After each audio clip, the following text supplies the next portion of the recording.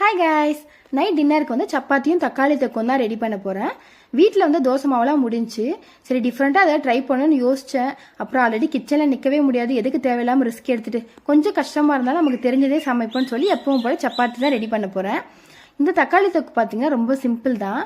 தாளிப்புக்கு கொஞ்சமாக கடுகு, உளுந்து, கருவேப்பிலை, சீரகம்லாம் சேர்த்துட்டு வெங்காயம் வந்து நல்லா ஃப்ரை பண்ணிக்கலாம். ஆனியன் வந்து நான் எப்பயுமே வந்து பொடியாக தான் கட் பண்ணுவேன், பட் இன்றைக்கி ஒரு சேஞ்சுக்காக நீட்டாக கட் பண்ணி எடுத்துருக்கேன். பாப்பா வந்து இன்னும் சப்பாத்திலாம் சரியாக சாப்பிட ஆரம்பிக்கல, ஸோ அவளுக்காக கொஞ்சமாக பொங்கல் மட்டும் ரெடி பண்ணிக்கிறேன். இது வந்து ப்ராப்பரான பொங்கல்லாம் கிடையாது, அவளுக்காக சும்மா சிம்பிளாக பண்ணுவேன். பச்சரிசி பாசிப்பருப்பு நல்லா வாஷ் பண்ணி எடுத்துகிட்டு கொஞ்சமாக தண்ணி சேர்த்துட்டு டைஜஷனுக்காக கொஞ்சம் மிளகு, சீரகம், உப்பு, மஞ்சள் தூள் மட்டும் போட்டுட்டு ஒரு 6-7 விசில் விட்டு எடுத்தோம் அப்படின்னா நல்லா குழஞ்சி வெந்துடும். இப்போ வெங்காய தக்காளி நல்லா வதங்கிடுச்சு. இந்த ஸ்டேஜில் கொஞ்சமாக மிளகாய்த்தூள், உப்பு மட்டும் போட்டுட்டு கொஞ்சமாக தண்ணி சேர்த்து லோ ஃப்ளேம்லேயே வச்சோம் அப்படின்னா சூப்பரான தக்காளி தொக்கு ரெடி. கண்டிப்பாக இந்த ரெசிபி ட்ரை பண்ணி பாருங்கள். இந்த விளாக் பிடிச்சிருந்தா லைக் பண்ணுங்கள். இதே மாதிரி இன்ட்ரெஸ்டிங்கான இன்னொரு வீடியோவில்